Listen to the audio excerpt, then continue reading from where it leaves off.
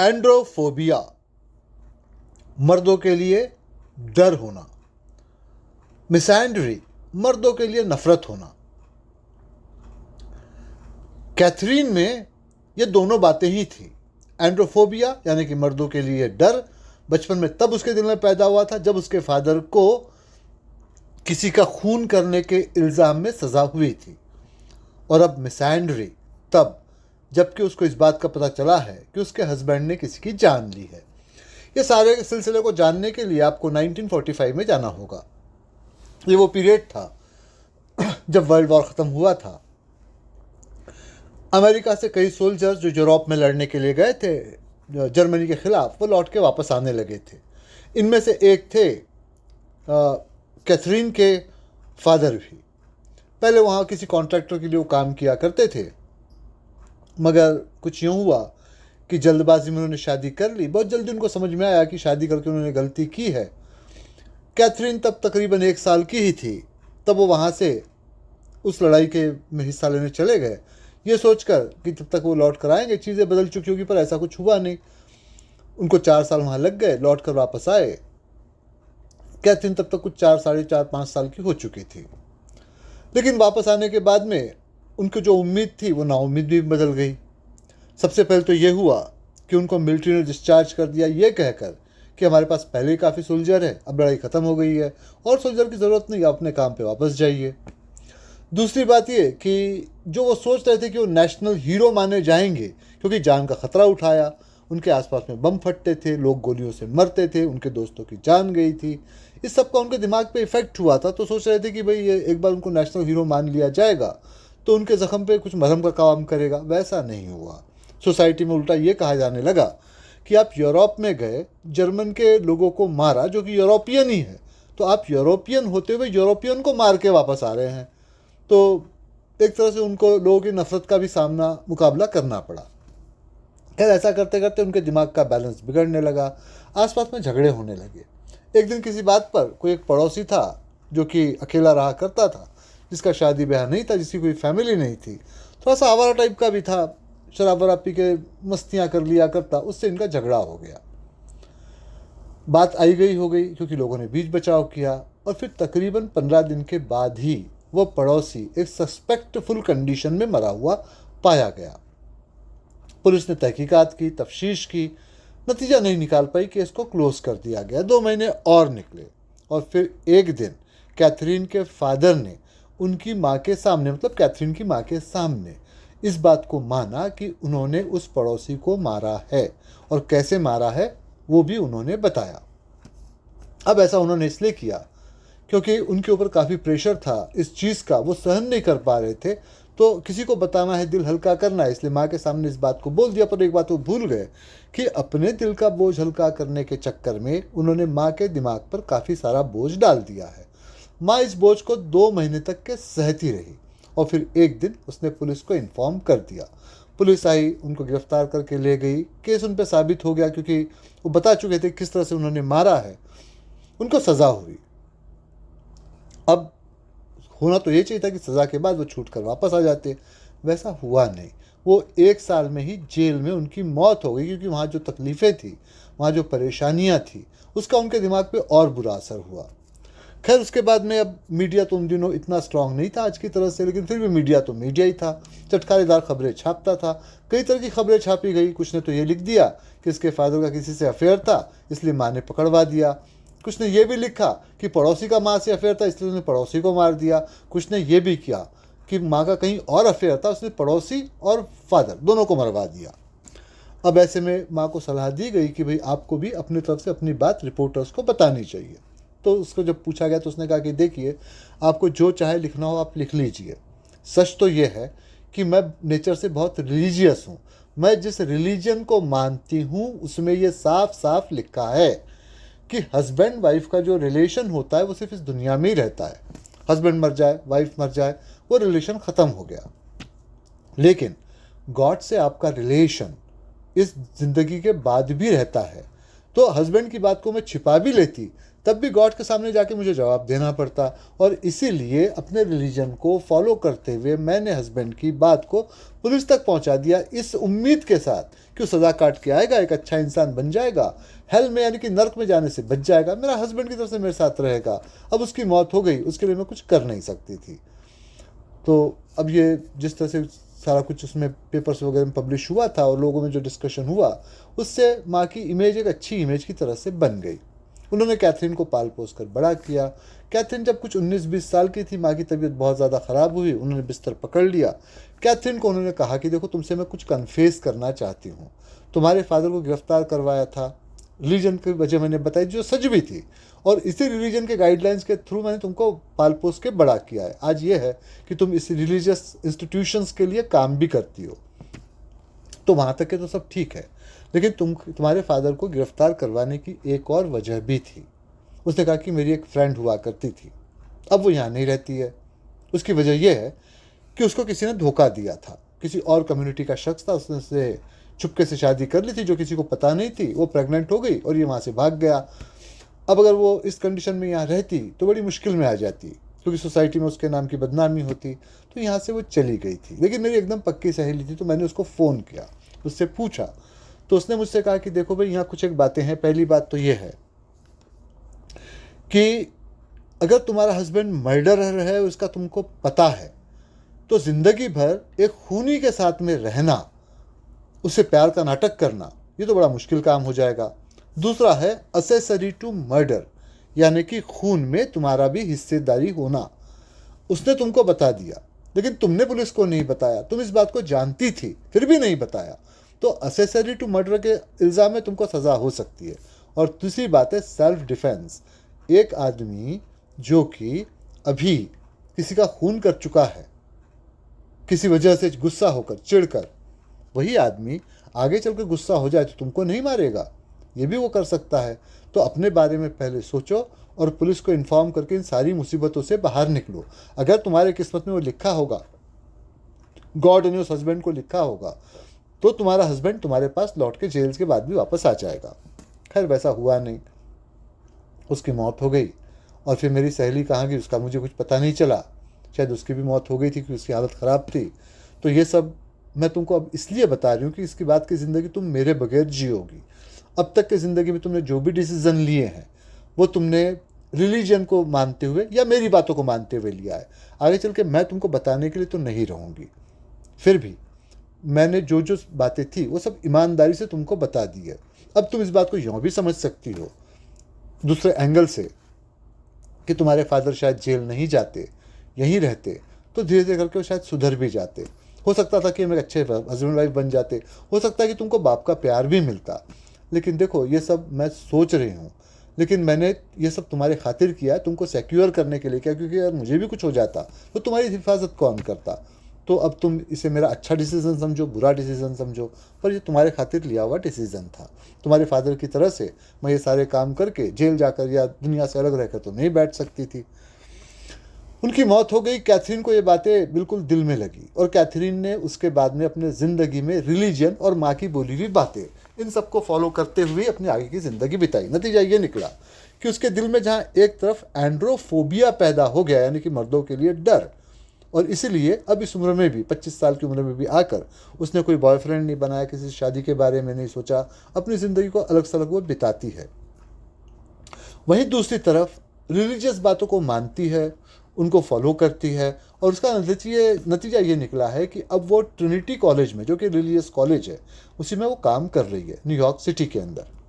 अब इसी कॉलेज में एक बड़ी पोजीशन पर है अल्बर्ट, जिनको कि वैसे तो फादर अल्बर्ट भी कहा जाता है, लेकिन कैथरीन के लिए तो एक तरह से वो उसके गार्जियन की तरह से वो काम करते हैं।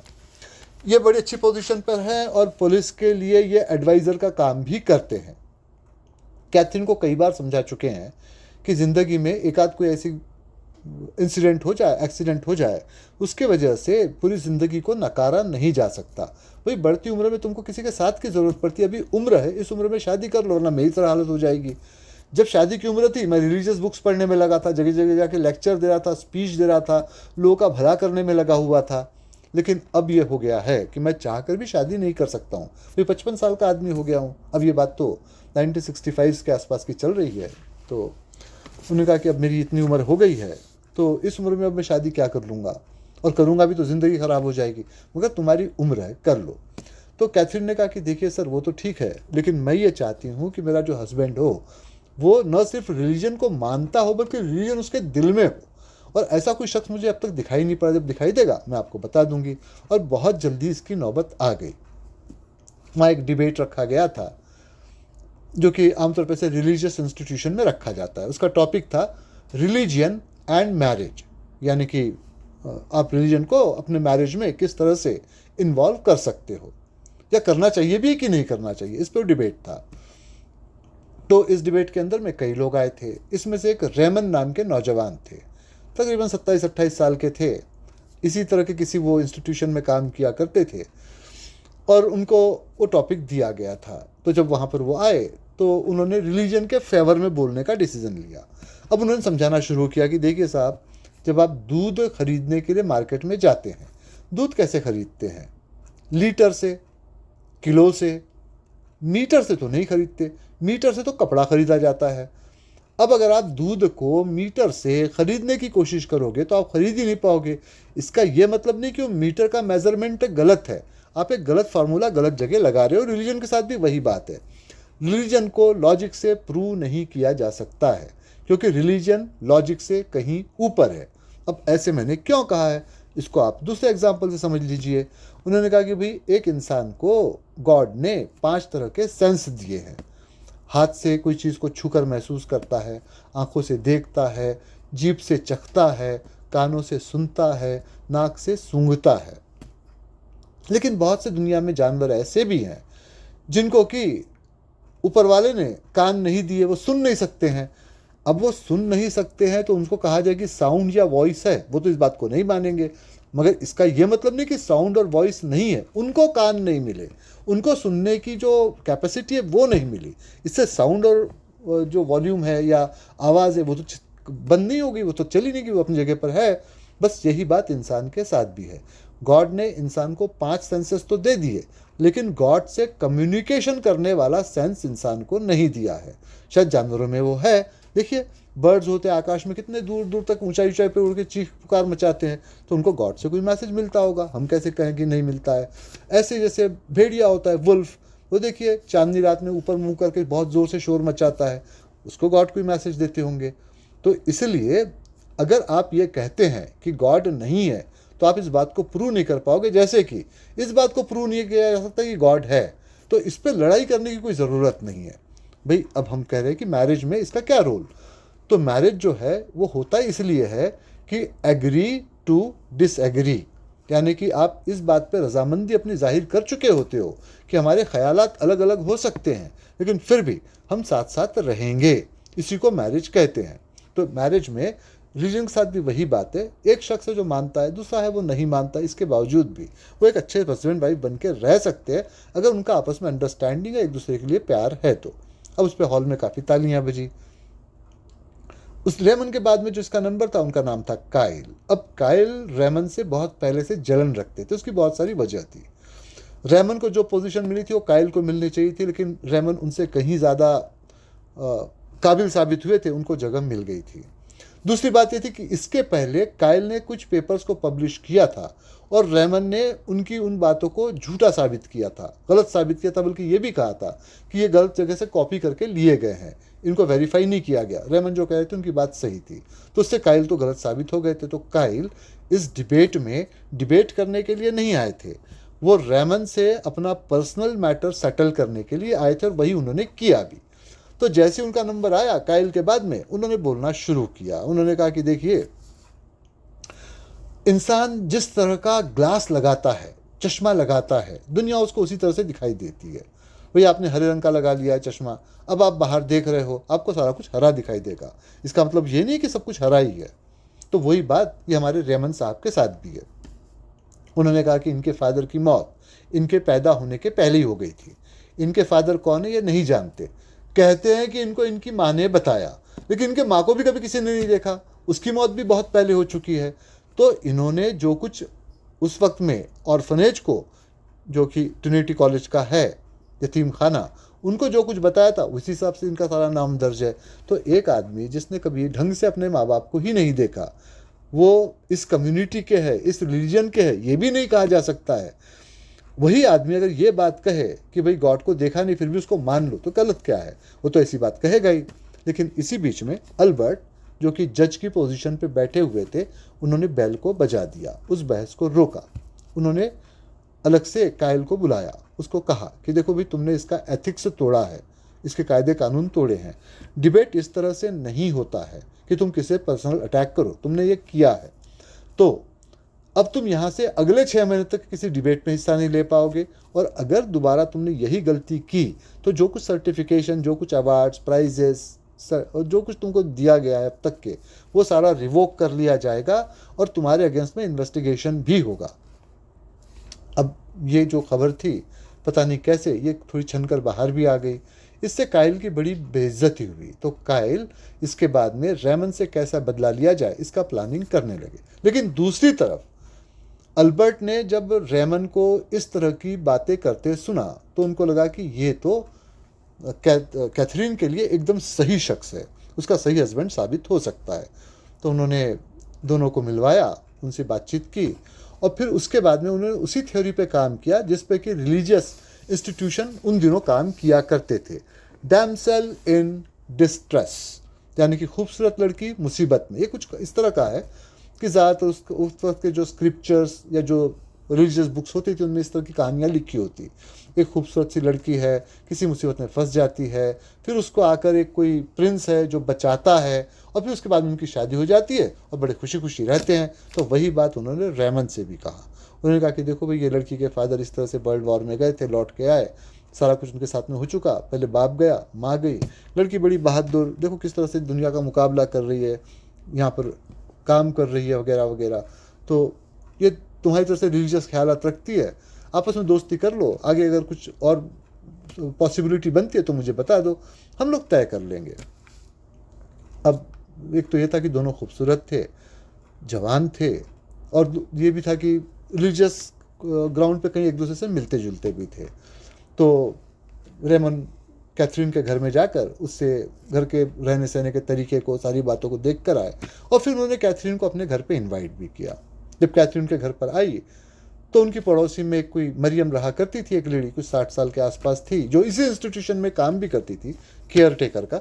वो आई, उसने हंसते हुए कहा रेमन से कि भाई रेमन, बड़ी ताजुब की बात है, तुम तो कभी किसी फीमेल को लाते ही नहीं, आज लाए हो, क्या किस्मत है हमारी। तो उन्होंने कहा कि ये बात नहीं है, डिबेट में मुझे मिल गई थी, अल्बर्ट साहब ने मिलवाया, मैंने इनका घर देखा, 1-2 दिन और उनसे बातचीत की, अब मैं इसको यहाँ ले आया हूँ इनकी खिदमत करने के लिए। भाई आखिर इनके घर में मैंने खाना खाया था तो नमक का कर्ज तो उतारना ही पड़ता है। तो उसने कहा तुम क्या कर्ज उतारोगे, सारा वक्त किचन में बैठे रहोगे, ये बोर होती रहेगी, चलो भाई तुम लोग के लिए डिनर मैं बनाए लेती हूँ, तुम लोग आराम से बैठ के बातचीत करो, मैं आ जाऊँ, उसके बाद में बाकी की बातें हो जाएगी। उन्होंने कहा ठीक है। अब वो आके बैठ गए। तो जो बातचीत हुई थी तो उसमें उसने पूछा कैथरीन ने उनसे कि भाई तुम गॉड में इस पक्की तरह से बिलीव कैसे कर सकते हो। तो उन्होंने कहा कि देखो, पहले मैंने क्रिमिनोलॉजी पढ़ा है, जिसको हम कहते हैं ना कि कायदे कानून और क्रिमिनल्स को पकड़ना, वो सब्जेक्ट, उसमें साफ ही लिखा है कि जब कोई एक मर्डर होता है तो उसका मर्डरर भी होता है, और अगर कहीं ऐसा लगे कि इस मर्डर के कोई सबूत नहीं है तो मर्डरर कहीं आसपास में ही होगा। उसी तरह से गॉड के साथ भी है, दुनिया में जो कुछ हो रहा है इसको करने वाला कोई ना कोई है, और अगर उसके कोई प्रूफ नहीं मिलते हैं तो करने वाला कोई आसपास में ये जो हम पे नज़र रखे हुए है। तो क्रिमिनोलॉजी का वो जो पॉइंट है वो रिलीजन के इस पॉइंट से मैच खाता था और मेरे लॉजिक पे सही भी बैठता था। तो इसे तब से मैंने इसका इस्तेमाल करना शुरू किया है, और आज उस दिन जो मैंने डिबेट में जो कुछ कहा था वो ये सारी बातों को पढ़कर ही कहा था। खैर उतने में मरियम वहाँ पर आ गई, उनके डिबेट को बीच में उनको बातचीत को रोक देना पड़ा। उसने इनके सामने खाना वगैरह रखा और फिर कुछ ड्रिंक्स भी रखे, 2 ग्लास थे। तो जब रेमन ने एक ग्लास की तरफ हाथ बढ़ाया तो उसको कैथरीन ने रोक दिया। कैथरीन ने कहा कि नहीं नहीं, ये जो ड्रिंक्स है ये ऐसे वक्त में मैं नहीं लेती हूँ। तो उस पर रेमन ने कहा कि तुम फिक्र नहीं करो, इसमें अल्कोहल नहीं है, ये सॉफ्ट ड्रिंक है, और दूसरी बात है कि जो तुम्हारे पास ग्लास रखा है उसको मत लेना, उसका थोड़ा सा चिप निकला हुआ है, थोड़ा सा वो क्रैक है ऊपर से। ये बेल्जियम के ग्लासेस हैं, बड़े महंगे होते हैं, बड़े मुश्किल से मिलते हैं। मेरे पास था तो मैंने उनको वैसे ही बना के रखा है। वो ग्लास मैं ले लूँगा, इस ग्लास को तुम ले लो। तो उस पर मरियम ने उनको टोक के कहा कि रहमान, उसको साफ साफ बता दो कि भैया तुम्हारे माँ की आखिरी निशानी है, जिसको जान से ज़्यादा तुम प्यार करते हो, अपने पास में रखते हो। खैर रहमान ने कुछ नहीं कहा, मरियम वहाँ से चली गई। अब बात इनकी थोड़ी सी आगे बढ़ने लगी, जान पहचान इनकी हो गई थी। तो ऐसे में फिर एक दिन अल्बर्ट ने सजेस्ट किया कि भाई अगर तुम दोनों किसी खास नतीजे पे पहुँचे हो तो देखो भाई 15 दिन के बाद में ही इस ट्रिनिटी कॉलेज में ही एक इवेंट है। इस इवेंट में यह होता है कि जो इस तरह के लोग होते हैं जो शादी करना चाहते हैं वो आ जाते हैं। अब तक के 6 रजिस्ट्रेशन तो हो चुके हैं, 6 पेयर आने जा रही है जिनकी शादियां होगी, तुम्हारी भी हो जाएगी। इसमें यह होता है कि खर्च नहीं होता, आप पर किसी तरह का प्रॉब्लम टेंशन नहीं होता, और फिर पब्लिकली आपकी शादी हो जाती है। तो अगर तुम इसके लिए तैयार हो तो मुझे बता दो, मैं तुम्हारे नाम रजिस्टर करवा दूंगा। अब तक के कैथरीन ने अपना दिल बना लिया था कि वो रेमन को अपना हस्बैंड मान लेगी, और हस्बैंड भी उसी मतलब रेमन भी उसी लाइन पे सोच रहे थे। तो उन्होंने कहा कि ठीक है साहब, ये हमारे पेपर्स है, ले जाइए रजिस्ट्रेशन करवा लीजिए, हो जाएगा। लेकिन इस बीच में कुछ और बात भी हुई। वो यूँ हुआ कि अब तक के कायल, वही जो डिबेट में हार गया था, रेमन से बदला लेने के प्लान कर रहा था। तो उसने यूनिवर्सिटी में, जो ट्रिनिटी कॉलेज था, उसमें कंप्लेन की। उसने कहा कि आपने अभी अभी एक शख्स को बिना ज़्यादा पूछे परछे अपॉइंट कर दिया है। ये है रिलीजियस कॉलेज, हम लोगों की फंडिंग से चलता है। इस आदमी के माँ बाप का कोई पता ठिकाना नहीं है। फादर किस कम्युनिटी का होगा, क्या करता रहा होगा, वो आपको नहीं पता है। मान लीजिए अगर वो हमारे कम्युनिटी का नहीं है, हमारे रिलीजन का नहीं है, और फिर भी हम उसको एक्सेप्ट कर ले रहे हैं, तो ये तो गलत बात हो जाएगी। आपको इसके अपॉइंटमेंट को रोक कर इसके खिलाफ जांच करनी चाहिए, और अगर ये गलत निकलता है इसको जॉब से हटाना चाहिए। अब इस तरह के जो प्रोटेस्ट होते हैं कमेटी के पास पहुंचते तो उनको तो डिसीजन देना ही पड़ता है। तो उन्होंने कहा कि ठीक है। कुछ वक्त के लिए उन्होंने रेमन से कहा कि भाई तुम अभी अपने काम को बंद कर दो, एक बार हम तुमको क्लीन चिट दे दें, तुम काम को दोबारा फिर शुरू कर सकते हो। इसकी रेमन को बुरी तरह से चोट लगी, क्योंकि रेमन एक गलत पेरेंट्स की औलाद हैं। उनके फादर शायद किसी और कम्युनिटी के थे और वो इस रिलीजियस कम्युनिटी में फिट नहीं होते, इसका उनको बहुत धक्का लगा। अब देखिए ये बात 1965 की चल रही है, और जहाँ ये लोग रहा करते थे जिस एरिया में, वहाँ इस तरह के रिलीजियस कंसिडरेशंस को बहुत इंपॉर्टेंस मिलता था। अब आज तो ऐसा नहीं है, आज तो खैर इस तरह के रिलीजन हर जगह माने जाते हैं, लोग नहीं भी मानते हैं, कोई फ़र्क नहीं पड़ता। उस वक्त ये फ़र्क बहुत ज़्यादा पड़ा करता था। तो वही फ़र्क रेमन पे पड़ने लगा। लेकिन उनको अल्बर्ट ने समझाया, और वो भी कैथरीन के खातिर, क्योंकि कैथरीन को अपनी बेटी की तरह से मानते थे। उनको लगा कि झोंक में आके शादी कैंसिल ना कर दे। उन्होंने कहा कि देखो मैंने तुम्हारा जितना स्टडी किया है रेमन, एक बात मैं समझता हूँ, उस दिन मैंने डिबेट में भी देखा था कि तुमको गुस्सा बहुत ज़्यादा आता है और बहुत जल्दी आता है। यहाँ गुस्सा करने की वाली बात नहीं है। ये तो कायल से उम्मीद थी कि ऐसा कुछ वो करेगा, उसने किया भी। कुछ नहीं होगा, थोड़ी इंक्वायरी होगी, मामला ख़त्म हो जाएगा। लेकिन तुमको अपने गुस्से पे काबू रखना चाहिए कि तुम्हारी शादी अभी पास में ही है, और ऐसे में कुछ तुम उल्टा सीधा कर बैठो तो मुश्किल हो जाएगी। दूसरी बात, ये अकेले तुमने जो साथ इसने ऐसे किया है, ये जो ऑर्गेनाइज़र है इस इवेंट का बर्नार्ड, उसके साथ भी ये कर चुका है। बर्नार्ड तो 2 साल तक के सस्पेंड रहा था, और चार्जेस ये लगाए थे उसके ऊपर में कि बर्नार्ड ने अपने बहन को कुछ गलत बिजनेस वगैरह में डलवाने में मदद की थी, जो कि एक बहुत ही गंदा चार्ज था। तुम चाहो तो बर्नार्ड से मिल लो। उन्होंने बर्नार्ड को बुलाया, रेमन से मिलवाया। बर्नार्ड मुस्कुरा रहे थे। उसने कहा कि देखो भाई वो एक गंदा सा आदमी है, इस तरह की हरकतें करता है, लेकिन चूंकि अब वो हमारे रिलीजन का है, अपने कामों को ठीक तरह से करता है, तो उसको हमको सहन भी करना पड़ता है, वरना ऐसा आदमी तो दुनिया में रहने के लायक नहीं है। तो तुम उसकी बातों पर कोई ख्याल नहीं दो। खैर वो बात को भूल गए। अब वो सारा इवेंट वगैरह एक जगह अरेंज हुआ जहाँ की शादियाँ वगैरह होने वाली थी। तो उस बीच में रेमन और कैथरीन की शादी हो गई। अब वो 3 दिन का इवेंट था। एक दिन आपकी शादी होती है, अगले दिन आपको वहाँ जितने भी लोग रहते हैं उनसे इंट्रोड्यूस करवाया जाता है, और तीसरे दिन फिर आपको सेंड ऑफ दिया जाता है। तो शादी का सेलिब्रेशन ख़त्म हो जाता है। वो सारी प्रोसीजर फॉलो हो ही रही थी कि कॉमन हॉल में, जहाँ पे कि सारे लोग बैठकर मिला करते, बातचीत किया करते, देर रात तक बैठे रहते, वहाँ पर कायल को एक चेयर के ऊपर में पड़ा हुआ पाया गया। उसके मुंह से झाग निकल रहा था। पुलिस आई, इन्वेस्टिगेशन किया, तफ्तीश की, जो भी उसके आसपास का सामान था सारा वो जमा करके इकट्ठा लेकर गए। अल्बर्ट कुछ दिन पुलिस के हाथ में बिजी रहे, और फिर 2 दिन के बाद ही वो लौट कर आए और कैथरीन से मिले। उन्होंने कैथरीन से कहा कि देखो कैथरीन, मामला कुछ इस तरह का था कि उसको किसी ने जहर दिया था, जो ड्रिंक्स वो ले रहा था उसमें जहर डाल दिया गया था, और जिसने उसको जहर दिया वो उसके सामने बैठकर ड्रिंक ले रहा था। अब देखो, जो ग्लासेस थे उस पर उंगलियों के निशान तो टेस्ट किए गए। एक पर जाहिर सी बात थी कि कायल के उंगली के निशान मिलेंगे, दूसरे पर किसी के उंगली के निशान नहीं मिल रहे थे। अब मैं पुलिस एडवाइज़र हूँ, मुझसे पूछा गया तो मुझे उनको सच बात बतानी पड़ी कि भाई हाल ही में जिन लोगों से इसका कुछ डिस्प्यूट हुआ था, एक तो बर्नार्ड थे, एक तो रेमंड थे, उनकी उंगलियों के निशान भी टेस्ट किए गए, दोनों के निशान नहीं मिले। हालांकि उंगलियों के निशान है और दूसरे ग्लास पर भी हैं, इनके नहीं है। अब पता नहीं कोई कौन इसका नया दुश्मन निकल आया है, जो भी आया होगा हमें उससे क्या, मामला ख़त्म होता है तो अपनी ज़िंदगी को आगे बढ़ाओ। पर तुमसे मैं इस बात के लिए माफ़ी मांगना चाहता हूँ कि तुम्हारा हस्बैंड है रेमन, ये पता होते हुए भी उसका नाम मैंने प्रपोज कर दिया था। खैर वो तो चले गए, लेकिन कैथरीन अपने ख्यालों में डूब गई, क्योंकि उन ग्लासेस को जो पिक्चर उन्होंने दिखाए थे अल्बर्ट ने, उनको वो अच्छी तरह से जानती थी। वो रेमन के घर में ग्लास थे, क्योंकि एक जो ग्लास था वो थोड़ा सा क्रैक था, बेल्जियम ग्लास, जिस पर कुछ निशान सा था, तो वो वहाँ पर था। तो इसका ये मतलब हुआ कि इसने सोच समझकर उसकी जान ली है। क्यों ली है? एक वजह तो ये है कि दोनों में डिस्प्यूट हुआ होगा, हो सकता है उसने इसको और धमकी दी होगी और इसने उसकी जान ही ले ली। एक पर तो कायल के निशान मिले हैं उंगलियों के, दूसरे पे कोई निशान नहीं मिले, और जो मिले हैं वो रेमन के नहीं है। उंगलियों के निशान तो है पर रेमन के नहीं है, बर्नार्ड के भी नहीं है, पर उंगलियों के निशान तो है।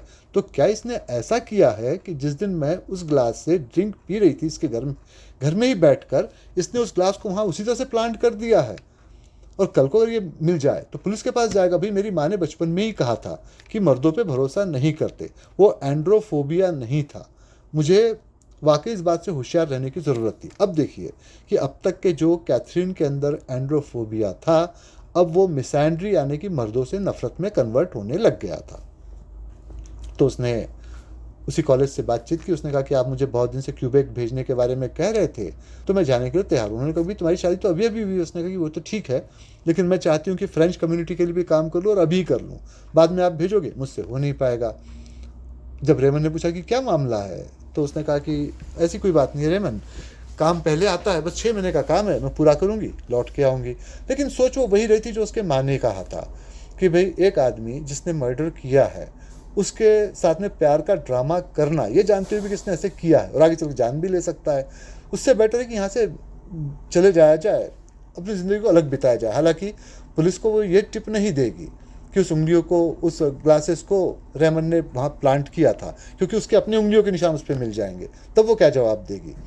ये भी कहा जा सकता है कि भाई हस्बैंड का बदला लेने के लिए उसने कायल को जहर दिया था, इसलिए वहाँ से वो चुपचाप चली गई।